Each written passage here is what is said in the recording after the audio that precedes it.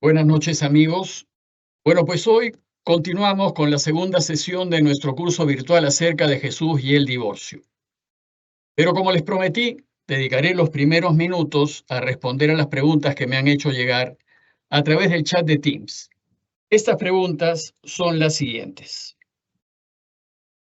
Primero, mi pregunta es sobre Pedro y su esposa, porque se habla de la suegra de Pedro, entonces tenía esposa.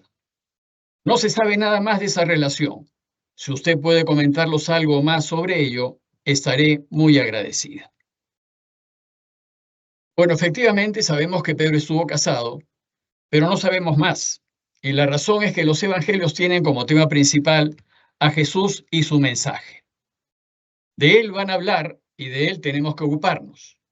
En realidad ni siquiera hablan de María, sino solo tangencialmente de ella. De María solo hablan Lucas y Mateo en los relatos de la concepción y del nacimiento, pero durante la vida pública solo hacen un par de referencias a ella. Bueno, pues que Pedro estuviese o no casado no aporta al tema principal. En realidad, la situación familiar de Pedro no es relevante para el mensaje de Jesús. Además, debes recordar que los evangelios no son relatos biográficos, sino enseñanzas de la iglesia, y la mención de la suegra de Pedro es un pequeño detalle de esas enseñanzas, y nada más. Pero como fiel discípulo de Jesús, hemos de suponer que Pedro no se divorció. Y si te interesa saber si los responsables de la iglesia en sus inicios eran casados, pues sí, muchos lo eran, pero otros como Pablo no lo fueron. Es la historia la que hará que en Occidente los sacerdotes terminen no casándose, mientras que en Oriente, excepto los obispos, se seguirán casando según las normas que tienen. La segunda pregunta que me ha llegado es la siguiente. Si Dios ha permitido que llegue a nuestras manos la Biblia que tenemos hoy, ¿será importante saber si lo dijo Jesús literalmente o si lo interpretaron los primeros cristianos? Lo que importa no es el mensaje o la enseñanza que Dios nos quiera dar. Si Jesús no lo dijo literalmente, pero en la Biblia dice que Jesús lo dijo, y así Dios lo ha permitido, no importa, ¿no? Igual lo creo, porque Dios lo quiso así. No sé si me doy a entender. Bueno, pues esta es la pregunta. Voy a ver si la puedo responder. Bueno, pues sí, te das a entender y directamente te respondo que sí tiene mucha importancia si algo lo dijo Jesús o no.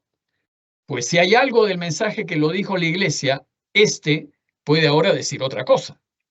Pero si lo dijo Jesús, no se puede cambiar. Además, como dice San Pedro en 1 de Pedro 3:15, reconozcan al Mesías como a Señor, dispuesto siempre a dar razón de su esperanza a todo el que les pide una explicación. Bueno, pues nuestro acercamiento al cristianismo, y en concreto a la Escritura, no puede dejar a un lado la razón. Por eso Pedro nos dice que debemos estar dispuestos siempre a dar razón de nuestra esperanza. Y nuestra esperanza es el mensaje de Jesús. De él tenemos que dar razón. Dios nos ha dado razonamiento lógico para que lo usemos. Y mientras más clara esté la Escritura para nuestra razón, mejor entenderemos su camino y con más convicción lo seguiremos. Si algo que dicen los evangelios no fue dicho por Jesús, sino que ha sido creación de la iglesia, entonces no tiene el mismo valor que si hubiese sido dicho por él mismo. Por ejemplo, en la ley de Moisés hay normas que no fueron dadas por Dios, sino creadas por los hombres, pero están en la ley. Dice Jesús en Marcos 7:7-8. En vano me rinden culto, ya que enseñan doctrinas que son preceptos de hombres. Dejando el precepto de Dios, se aferran a la tradición de los hombres. Por tanto, no todos los preceptos que están en la ley de Moisés tienen el mismo valor, pues lo mismo sucede en los evangelios. En el caso del divorcio, esto es muy claro, pues si la prohibición del divorcio ha sido una decisión de la iglesia, entonces la iglesia podría decidir otra cosa. Pero así, si ha sido dicho por Jesús, la iglesia no puede cambiarlo. Finalmente, la razón por la cual la iglesia no acepta el divorcio es porque quiere ser fiel a las enseñanzas de Jesús. Si no fuese así, tal y como están las cosas hoy en día, la iglesia hubiese hecho ajustes a su norma, pero no lo hace porque no puede.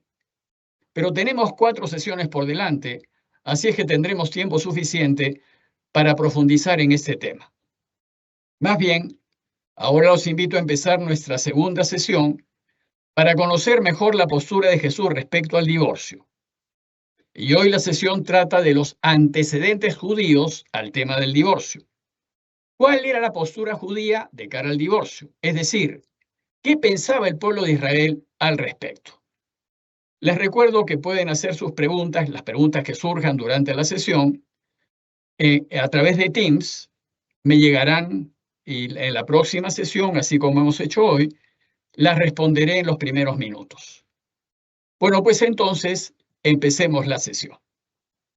Bueno, pues el tema de hoy son, como ya les dije antes, los antecedentes a la postura de Jesús respecto al divorcio. Una nota introductoria. Vimos que la investigación actual ha desarrollado algunos criterios que nos ayudan a determinar si un hecho o dicho evangélico remite al Jesús histórico o si es un añadido, una creación de la Iglesia durante el tiempo de la transmisión oral. Si aplicamos el criterio de múltiples referencias al divorcio, este es un pequeño adelanto que estoy haciendo para que ustedes vean por dónde voy a ir. Vamos a ver que al divorcio se refieren 3 fuentes. El Evangelio de Marcos, la fuente Q, que más adelante le explicaré, y que alimenta a Mateo y a Lucas, y Pablo, que escribe en 1 Corintios.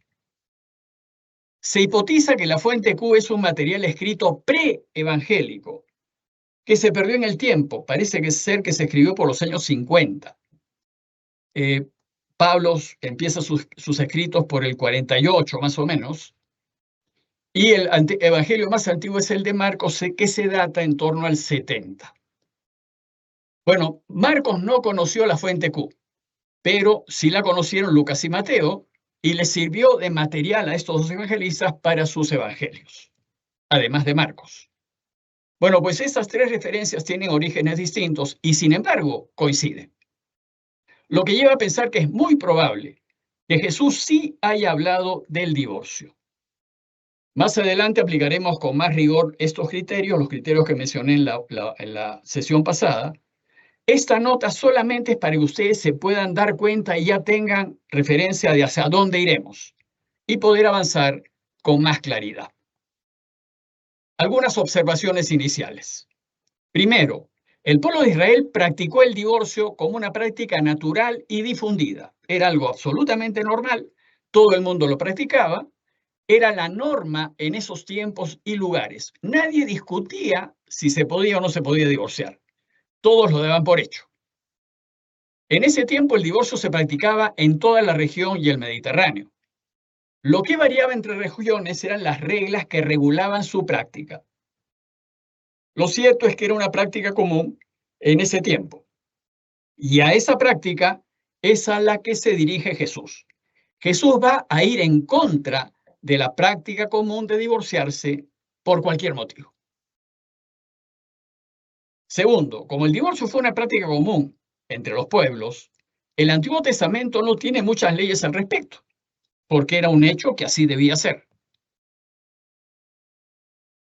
Ya que el divorcio se practicaba antes de que existiese Israel. Más bien lo que hizo Israel fue adoptar la práctica de los pueblos vecinos con algunos pequeños cambios. ¿Y qué sostenía esta práctica común? Primero, que el divorcio era un asunto privado de la pareja, controlado por los machos dominantes. Segundo, que la decisión dependía completamente del marido. La ley de Moisés no instituyó el divorcio ni lo reguló mayormente. Aunque en muy pocos casos este poder fue limitado por la ley de Moisés. Como veremos, los veremos más adelante estos casos, pero ciertamente nunca jamás hubo oposición del Antiguo Testamento al divorcio. Y tercero, que en la decisión del marido, la mujer no tenía ni voz ni voto. Si un día el marido se levantaba con molestia, podía en ese momento hacer una carta, dársela a su mujer y decirle que se vaya. Bueno, así era. 3. Ahora bien, nuestro interés es ocuparnos acerca de qué es lo que Jesús enseñó a otros palestinos acerca del divorcio en el año 28 a.C., pues se sostiene mayoritariamente que en el 28 a.C. aproximadamente Jesús inició su vida pública.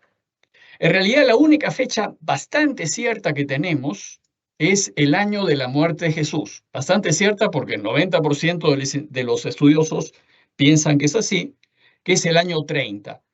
Jesús va a morir en el año 30.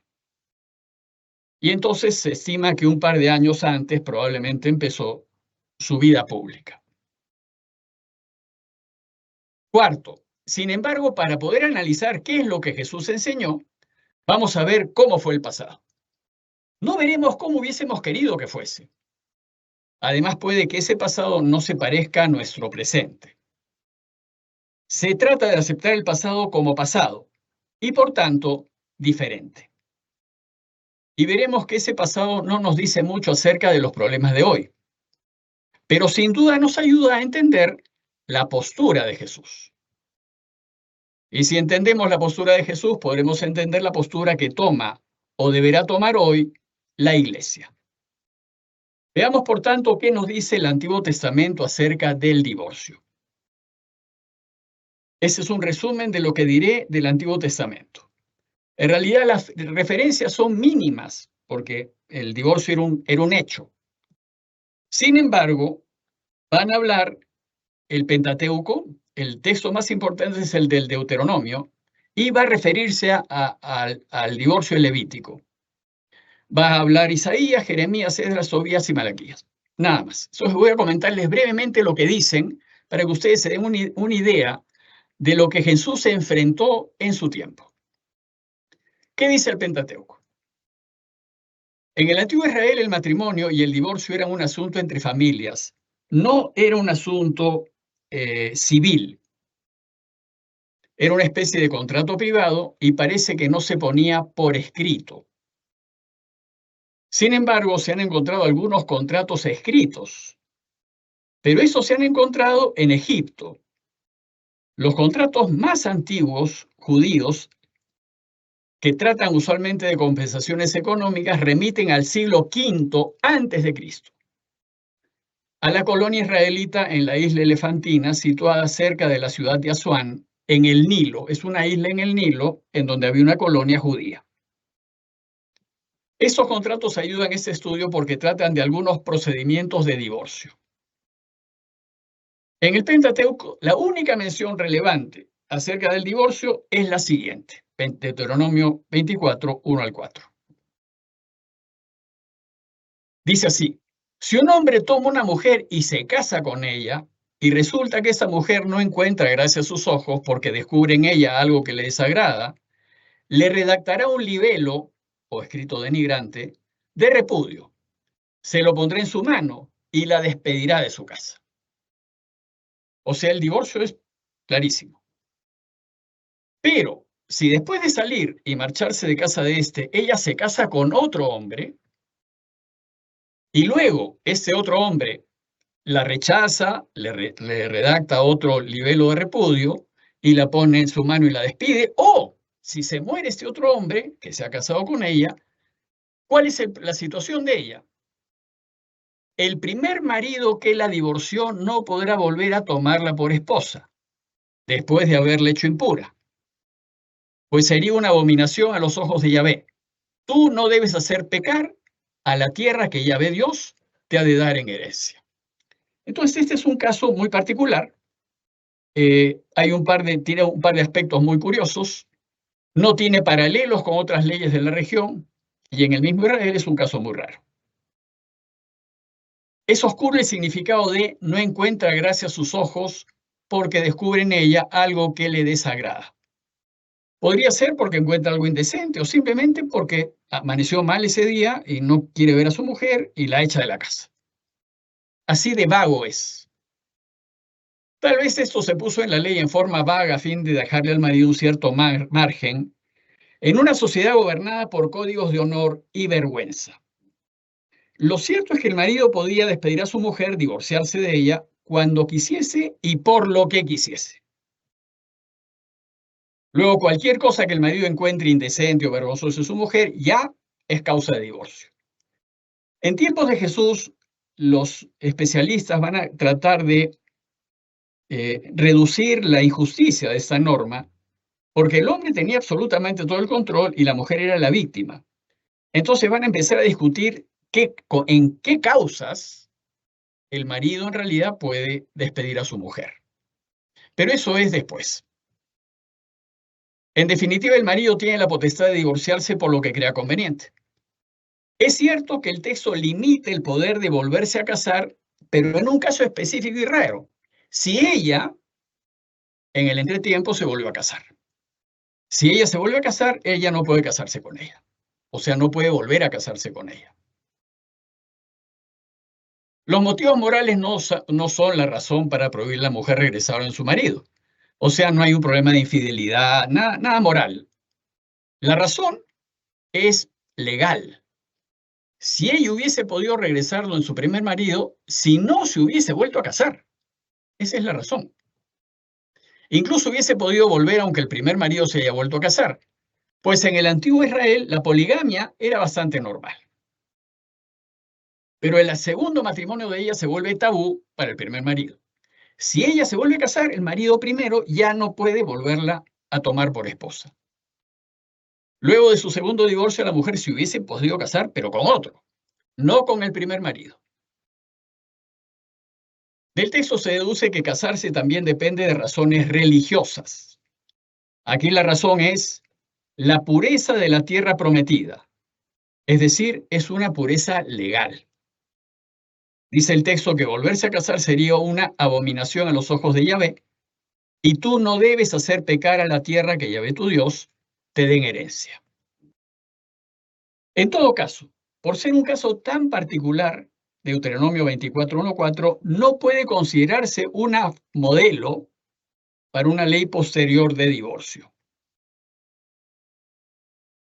Hay otros dos textos en Deuteronomio, pero que limitan al marido su poder de divorciarse. Son cosas muy pequeñas, pero es lo que dice. Primero, el que acuse falsamente a su mujer de no haber estado virgen a la hora de su matrimonio, no la puede divorciar. Y el segundo texto es, quien viola o seduce a una virgen debe casarse con ella y nunca divorciarse. Y los textos son los siguientes. Si demuestra que ella era virgen en el momento de su matrimonio, los ancianos de aquella ciudad tomarán a ese hombre, lo castigarán, le pondrán una multa de 100 monedas de plata que entregarán al padre de la joven por haber difamado públicamente a una virgen de Israel. Él la recibirá como por mujer y no podrá repudiarla. La palabra repudio es equivalente a divorcio, ¿no? No podrá divorciarla en toda su vida. Y la segunda dice, si un hombre encuentra a una joven virgen no prometida, la agarra y se acuesta con ella, y son sorprendidos, el hombre que se acostó con ella dará al padre de la joven 50 monedas de plata. Ella será su mujer, porque la ha violado, y no podrá repudiarla en toda su vida. Bueno, esto es todo lo que dice Deuteronomio. Hay otra cita en el Pentateuco, en los primeros 5 libros de la Biblia, que es el de Levítico, pero es muy ligerita, dice así. Los sacerdotes no tomarán por esposa a una mujer prostituta ni profanada, ni tampoco una mujer repudiada por su marido, pues el sacerdote está consagrado a su Dios. El sacerdote tomará una virgen por esposa. No se casará con viuda, ni repudiada, ni profanada por prostitución, sino que tomará por esposa una virgen de entre su parentela. Bueno, este texto de la ley prohíbe a una divorciada o prostituta casarse con un sacerdote porque violaría su santidad cúltica, o sea, le echa a perder el hecho de ser sacerdote. Pero esta norma no regula el divorcio, sino solo el matrimonio de los sacerdotes. Entonces, en la ley propiamente dicha de Moisés, no hay nada acerca del divorcio salvo regular ciertos casos que sucedían en ese tiempo. En conclusión, el Pentateuco solo regula algunos pocos y raros casos.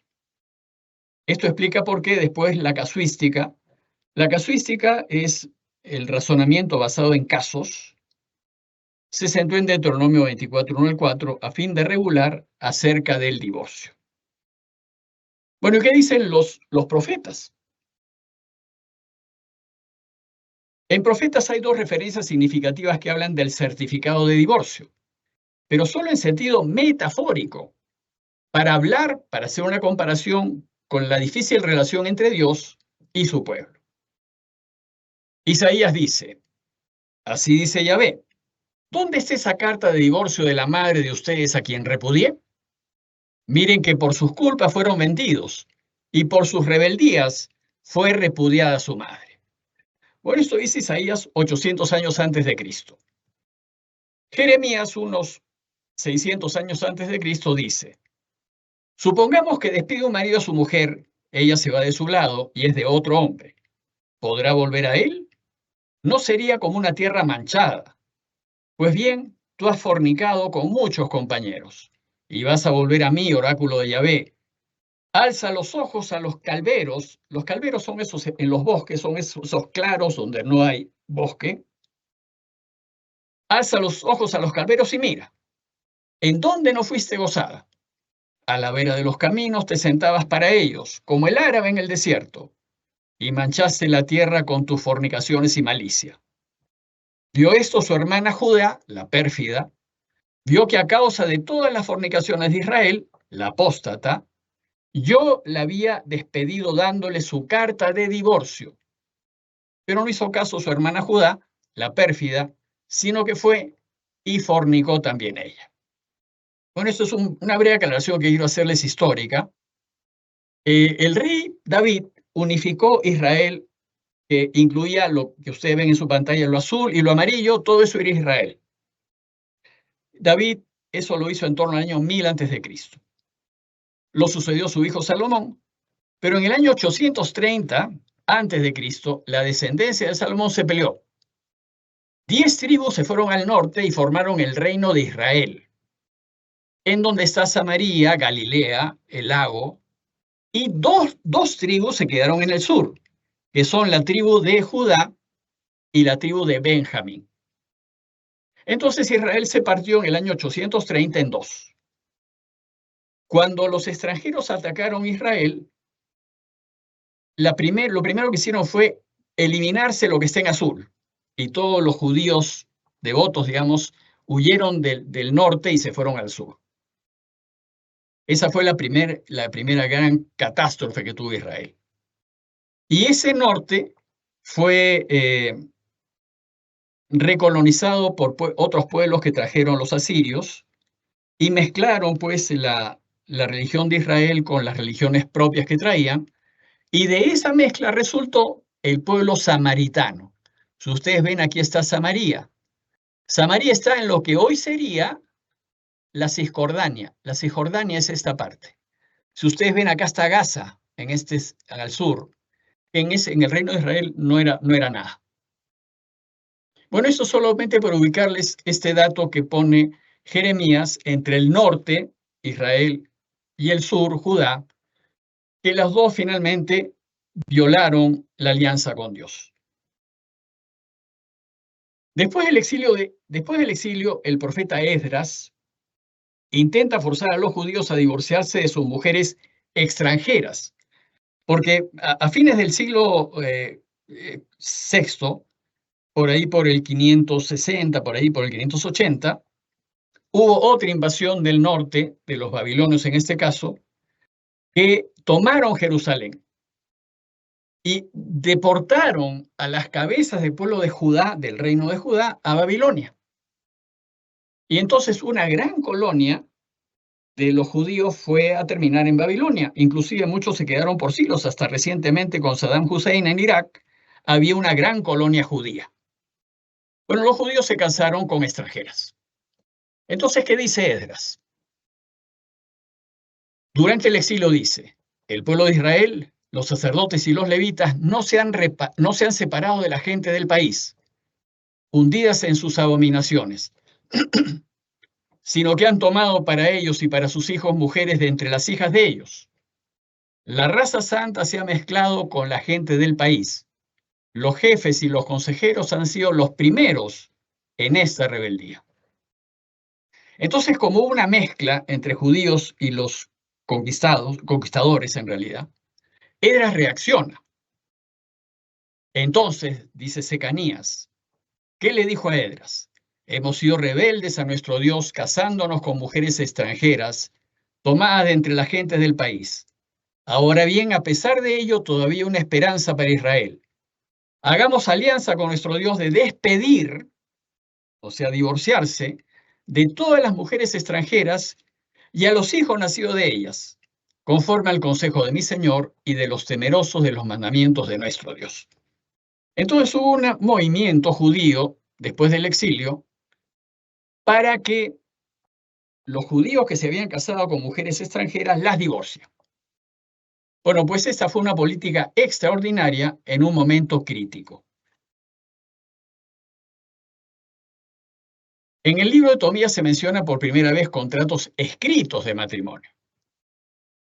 Tobías es uno de los libros deuterocanónicos. Deuterocanónicos quiere decir que la Iglesia Católica reconoció a estos libros en un segundo momento, deutero quiere decir segundo, y los consideró parte de la lista de libros que lee la Iglesia.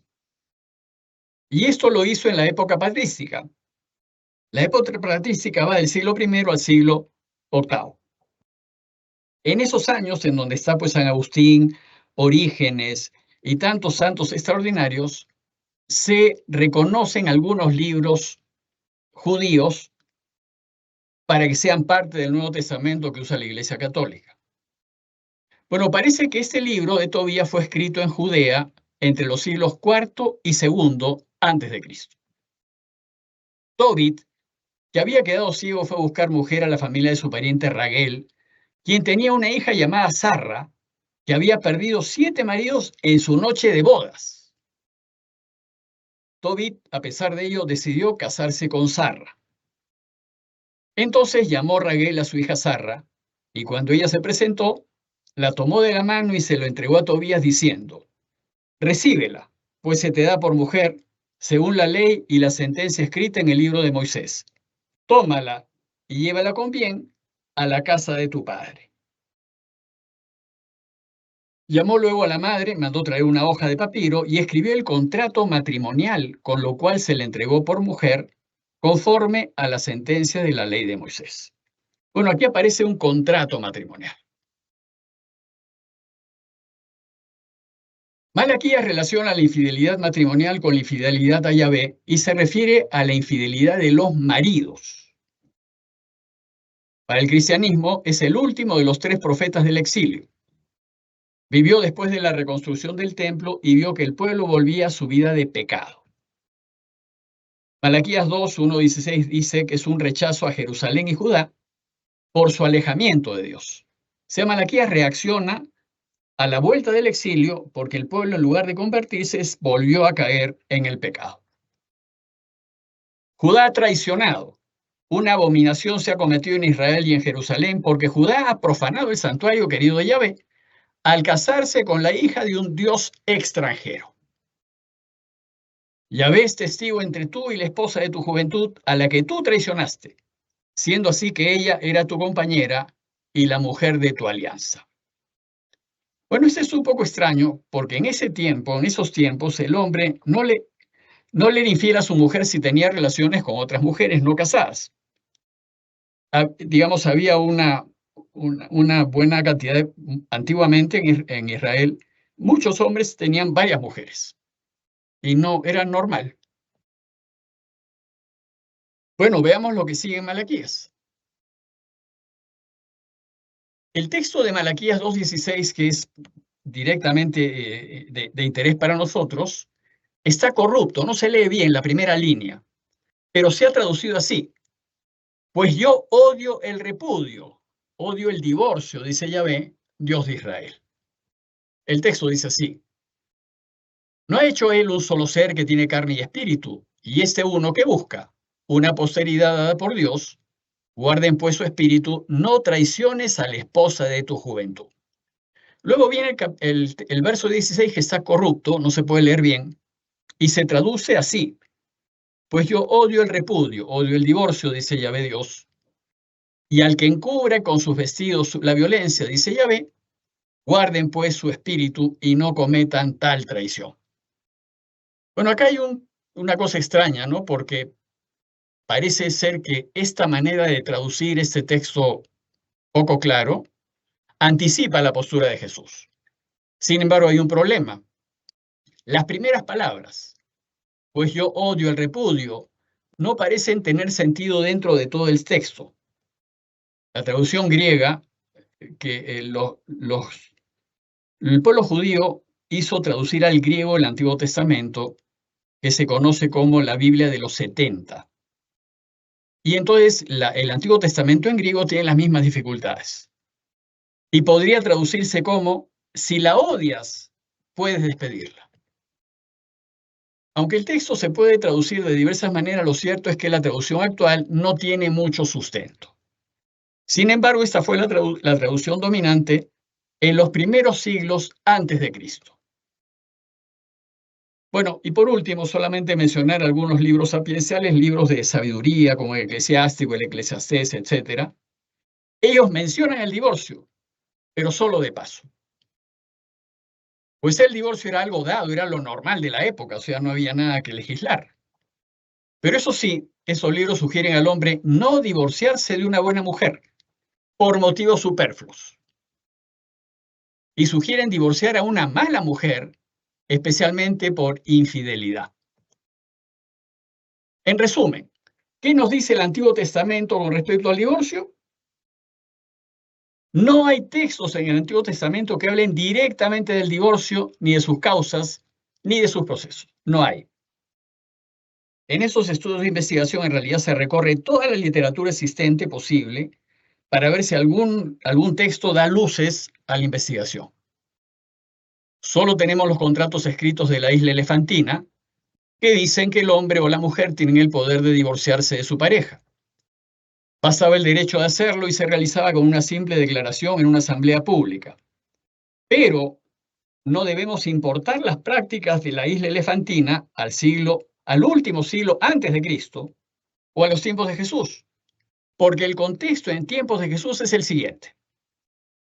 Primero, las escrituras judías no permiten que las mujeres se divorcien de sus maridos. Solamente el hombre podía divorciar. Los romanos, en cambio, sí, pero los judíos no. Antes de Tobías no hay mención de contratos escritos de matrimonio, y en el primer siglo un certificado escrito de divorcio era visto como un mandamiento de la ley. Era lo que mandaba la ley, y si te daban a ti un certificado de divorcio, estás divorciado. Bueno, pues este es el contexto, y no el de la isla elefantina, en el que Jesús hablará acerca del divorcio. Bueno, pues solamente una nota final acerca de este periodo del Antiguo Testamento. El hecho es que el divorcio era totalmente normal, totalmente aceptado por todos. Por eso llama mucho la atención la postura de Jesús, que no hay que divorciarse. Pero vamos a ver otro tema que antecede a las enseñanzas de Jesús, que es el período intertestamentario. Se llama período intertestamentario al tiempo que corre entre el Antiguo y el Nuevo Testamento. A grosso modo son unos 200 años que rodean el inicio del primer milenio, 100 años antes de Cristo y digamos unos 100 años después de Cristo.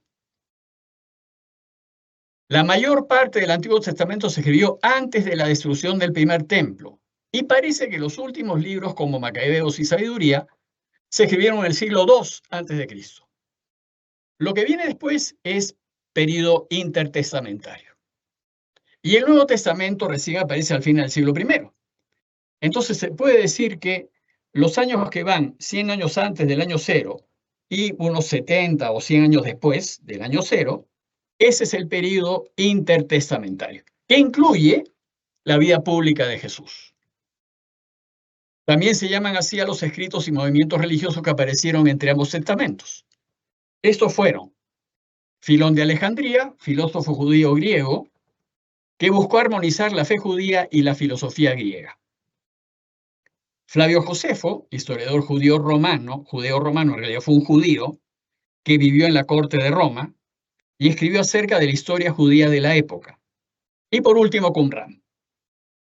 Qumran es un lugar, es un sitio arqueológico del Mar Muerto en donde se encontró un asentamiento, propiamente un monasterio esenio, que era una secta judía en favor de la Torá, pero opuesta al templo. Bueno, en tiempos de Jesús, la sociedad judía tenía muchos grupos que intercambiaban entre sí. Uno de ellos es los esenios, pero los evangelios ni los mencionan. Entonces veremos lo siguiente. Filón sostiene que el hombre puede divorciarse por cualquier motivo de su mujer. Flavio Josefo sostiene lo mismo, pero insiste en el certificado de divorcio. Y Qumran norma no tomar dos mujeres durante la vida a la vez, pero sí otra después de divorciar a la primera. ¿Qué dice Filón y Josefo? En síntesis, los testimonios de Filón y Josefo son claros y directos y continúan con la misión dominante del Antiguo Testamento. El marido tiene el poder en el divorcio y puede divorciarse de su mujer casi por cualquier motivo cuando quiera. Veámoslo más en detalle. Filón comenta la ley del Deuteronomio 24:1-4, que como dijimos es un caso raro que regula el caso de una mujer divorciada que no puede casarse con su primer marido de nuevo. Primero explica la ley haciendo un resumen sobrio y preciso. Para él el divorcio puede ser por cualquier motivo, y aquello indecente es cualquier cosa, es decir, no hay ningún límite al divorcio. Después se enfoca en el caso de la mujer, quien divorciada por segunda vez o viuda no puede regresar a su primer marido. Siente que debe haber razones para prohibir el regreso de la mujer a su primer marido. Y dirá, al haberse casado por segunda vez, la mujer ha transgredido antiguas fronteras. Y si el hombre recibe a su mujer, aparece débil y afeminado. Más bien dice que si se vuelve a casar con su mujer, él y ella deben morir, pues la mujer está impura de cara a su primer marido y regresar a él sería abominable a la luz del Señor. No menciona el certificado de divorcio. En cambio, Josefo, en realidad Josefo fue un judío que con la invasión romana en las guerras judías de los años 66 en adelante, el general Tito lo incorpora, lo hace miembro de su grupo, porque era historiador. Entonces a él le interesó mucho que pudiese ayudar a contar la historia de lo que estaba pasando y después terminar en Roma. Y como Vespasiano, Tito y Domiciano, Vespasiano es el padre, Tito el hijo y Domiciano, todos eran familia, es la familia de los Flavio. Por eso ese Josefo es Josefo o Flavio Josefo, o sea, Flavio de la familia de los Flavios, pero Josefo que era un judío. Bueno, pues coincide con Filón en que el marido puede divorciarse por cualquier motivo de su mujer. Y explica el texto del Deuteronomio diciendo que aquello que causa vergüenza o que encuentra algo indecente o que le desagrada, y sostiene que puede ser muchas razones que pueden ocurrir entre humanos. Su comentario se centra en el marido e incluye el certificado del divorcio. Insiste en la necesidad del certificado de divorcio y lo trata como una ley aparte. El marido tiene que dejar constancia de que su mujer ya no es su esposa, para que ella pueda hacer su vida independientemente. Y que ella, si quiere, puede vivir con otro. Finalmente insiste que la mujer doblemente casada no puede volver a su primer marido, es decir, respeta lo que manda Deuteronomio 24. Y por último, una nota acerca de Qumran. Qumran es realmente apasionante, es el tema de Qumran. Se los explico brevemente. Los esenios eran una secta judía de estricta observancia. Aparecieron después de la guerra macabeas, pero se retiraron al desierto, a este lugar llamado Qumran, a prepararle el camino al Señor. Y el fundador de este grupo esenio fue el maestro de justicia.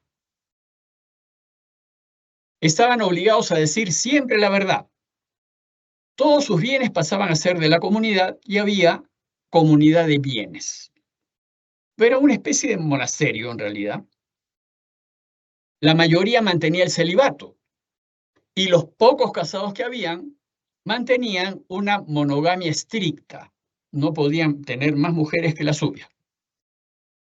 Bueno, pues es de notar que en tiempos de Jesús en Jerusalén había un barrio esenio que tendría unas 4.000 personas, se calcula.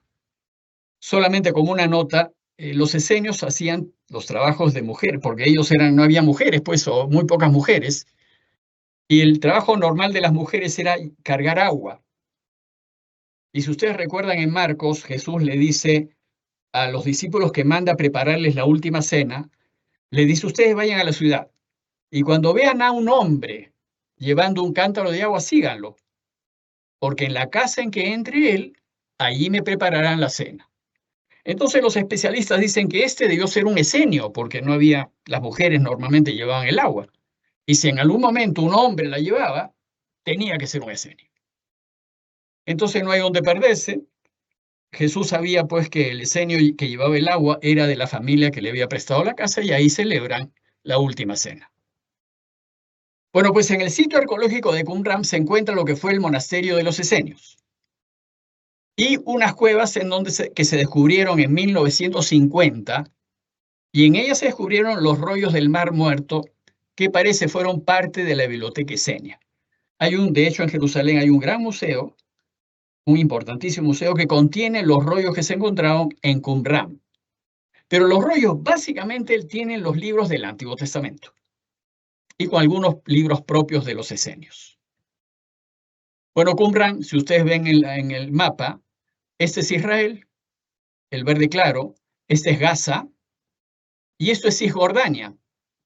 Jerusalén está aquí en esta esquinita. Una parte era antes de los palestinos, pero en la guerra en el año 67 todo Jerusalén quedó incluido en Israel.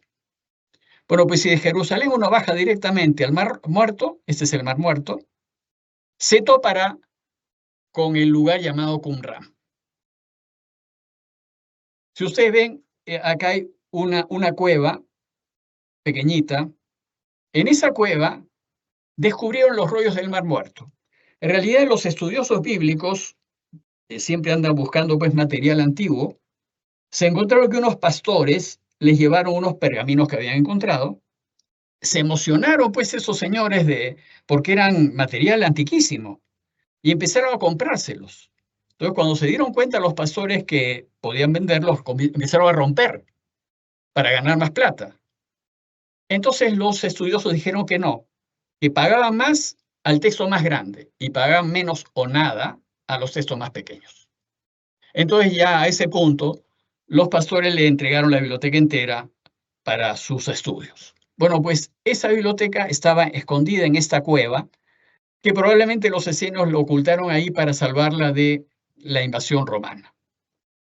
Lo que queda del monasterio es básicamente unas ruinas bastante simples, poca cosa, pero esto es lo que hay en Qumran. ¿Qué dice Qumran? ¿Los esenios prohibían o no prohibían el divorcio? Hay dos documentos que tratan de él. El documento de Damasco, que es un libro de reglas para las comunidades presentes, y el rollo del templo, que es una descripción del templo y la ciudad en el futuro utópico y que regula el futuro. Estos son los más importantes. Hay un tercer documento, pero que es un tanto marginal, y se refiere a un hombre que viola a una virgen. ¿Qué se hace en esos casos? Lo cierto es que el material de Qumran es más complejo que los anteriores, especialmente el documento de Damasco. El documento de Damasco es un documento que polemiza con los opositores del pensamiento esenio, es decir, el resto de los judíos.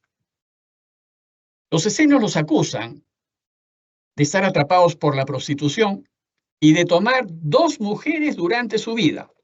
Esto para los esenios era realmente una cosa totalmente indecente e inmoral. El problema es qué significa durante su vida.